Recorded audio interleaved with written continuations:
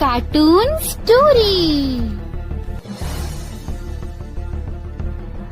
घर फूलमती नाम की एक नौकरानी काम करती थी। उसके नैन नक्श बहुत सुंदर थे, बस रंग से वो काली थी।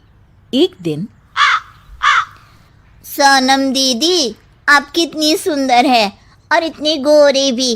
काश मैं आपके जैसी गोरी होती। अरे लेकिन देख ना, कितनी मोटी हूँ मैं। मुझे तो पड़ोस की रानी अच्छी लगती है। देखने में गोरी, नैन नक्श अच्छे और दुबली भी कितनी सुंदर लगती है। फूलमती के मन में सोनम की बात घर कर जाती है। वो सोचती है कि उसे नहीं पता था कि सोनम को भी अपने से शिकायत होगी। अरे फूलमती, ये क्या किया? सब्जी में इतना तेल। वैसे भी मैं इतनी मोटी हूँ, ये खाना खाकर तो कभी जिंदगी में पतली नहीं हो पाऊंगी। अरे दीदी, मैं तो आपकी जैसी होती तो कोई शिकायत ही ना थी। गोरी गोरी। अरे गोरी ही तो हूँ। खुद को तो देख, तेरे नैन नक्श, तेरा पतला शरीर। फूलमती, कोई भी खुश नहीं है इस दुनिया में अपने रंग रूप को लेकर। किसी का कुछ न कुछ छूटा ही हुआ है। हाँ दीदी, लेकिन काली तो काली ही होती है ना। अरे शायद तू नहीं समझेगी। काश मैं भी रानी की तरह होती। अच्छा चल, आज रानी खाने पर आ रही है तो कुछ अच्छा बना लेना। तभी वहां रानी आ जाती है। रानी दुबली पतली गोरे रंग की महिला होती है। दोनों सहेलियां बैठकर गप्पे मार रही होती है कि वहां फूलमती खाना लेकर आती है। अरे रानी दीदी, आप कितनी सुंदर है। काश मैं आप ही की तरह होती तो कितना अच्छा होता। शुक्रिया फूलमती, लेकिन तुम्हारे नैन नक्श तो बड़े ही तीखे हैं। हाँ दीदी, लेकिन हूँ तो काली ही ना। वैसे तो मैं भी वो सामने वाली वंदना को देखकर सोचती हूँ कि काश मैं उसके जैसी होती। हैं दीदी, आप भी अपने से खुश नहीं? ना ना, मैं तो बहुत खुश हूँ। बस जरा लंबाई, काश मेरी लंबाई वंदना जैसी होती तो कमाल हो जाता। फूलमती उन लोगों को खाना देकर वहां से चली जाती है। वो सोचने लगती है, अरे ये क्या? मैं तो सोच रही थी कि सोनम दीदी सबसे सुंदर है, लेकिन लगता है सोनम दीदी कुछ नहीं। अब तो मुझे वंदना से मिलना पड़ेगा। देखो तो सही कि वो क्या चीज़ है। एक दिन मौका देखकर फूलमती वंदना के घर जाती है और उसके दरवाजे की बेल बजाती है। हाँ बोलो, क्या काम है? मैं ना एक काम वाली हूँ और घरों में काम करती हूँ। क्या आपको किसी नौकरानी की ज़रूरत है? हाँ हाँ, ज़रूरत तो है, लेकिन सिर्फ झाड़ू के लिए। वो क्या है कि पोछा मैं खुद लगाती हूँ, जिससे मेरी फिगर मेंटेन रहती है। दीदी, एक बात बोलूं, आप कितनी परफेक्ट हैं। मतलब आप में तो कोई कमी ही नहीं है। सुंदर शरीर, लंबी हाइट, गोरा रंग। काश ना दीदी मैं आपके जैसी होती। शुक्रिया, लेकिन मैं भी परफेक्ट नहीं हूँ। ओह, ये क्या दीदी, आप क्या बोल रही हैं? ऊपर वाले ने तो आप में कोई कमी रखी ही नहीं है। अरे तू उस दीपिका को जानती हो ना? कैसी बात कर रही हो दीदी?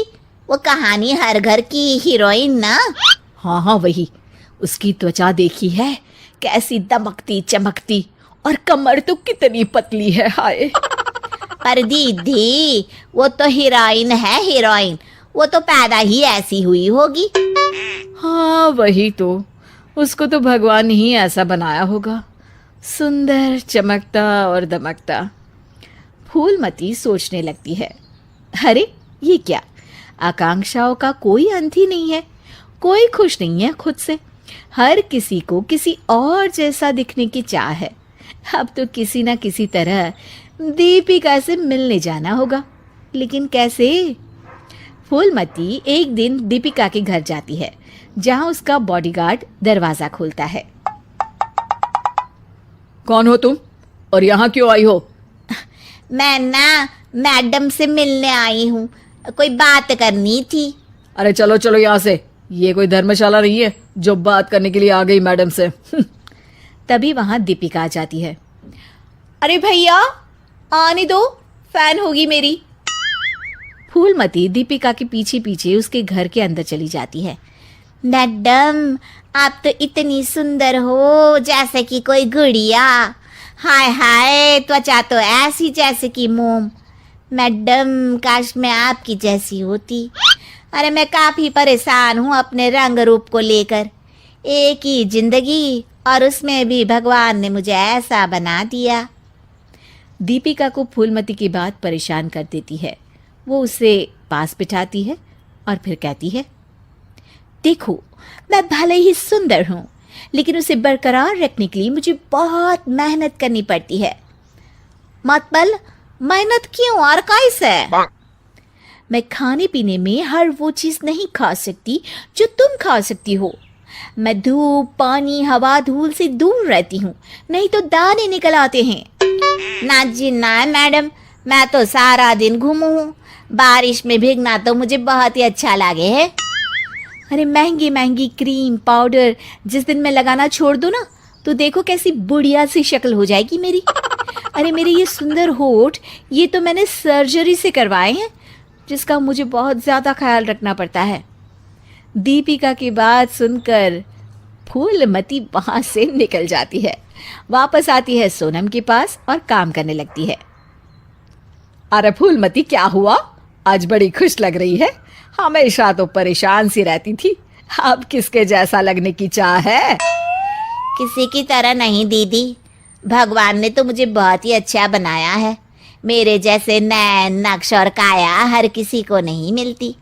मुझे ना तो कोई महंगी क्रीम लगानी पड़ती है और ना ही खाने पीने में कोई परहेज करना पड़ता है। मौसम कोई भी हो, मैं तो पूरे मजे लेती हूँ। ना धूल से प्रॉब्लम और ना ही डॉक्टर के चक्कर।